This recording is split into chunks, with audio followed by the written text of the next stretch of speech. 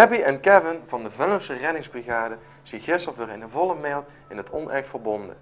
Kijk nog een keer terug naar de fantastische tijd die het boerengezelschap samen heeft beleefd.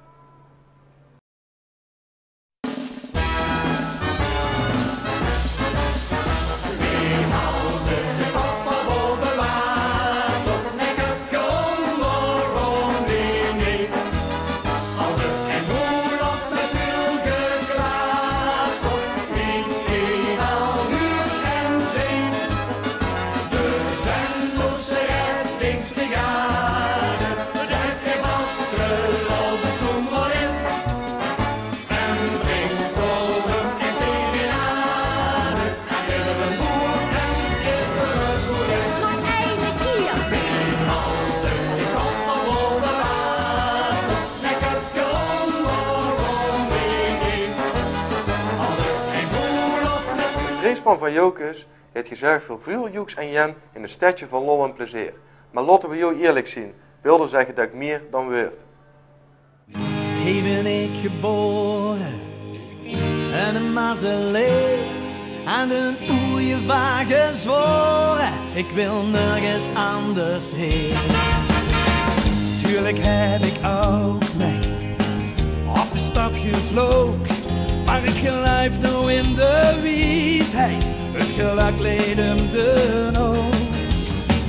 Zie je staan de berg, kan kijken, maar het reizen maakt ik vrij. Maar als de prins zo is tijd, de rapper weer geit, dan ben ik leven alleen. Zussen in de wereld naar de mooiste snoet. Kom ze garandeer ik tegen Venlo. Want hier is de nacht nog kleur, al hessen een masker voor. Weet het de dag gebeurt, en het niet meer zoet verlegen in een beurt. En vastelovend met iets langer duurt. Aha, aha, aha. En alles permanent, zo ook de vasteloven stiet. Dinsdagnacht, om klokslag 12 uur, werd dan ook de muts afgezet op het bordes van het stadhuis. Een toespraak, een schoen leedje, heen door en trunken, zorgen voor een waardig en indrukwekkend gebeuren.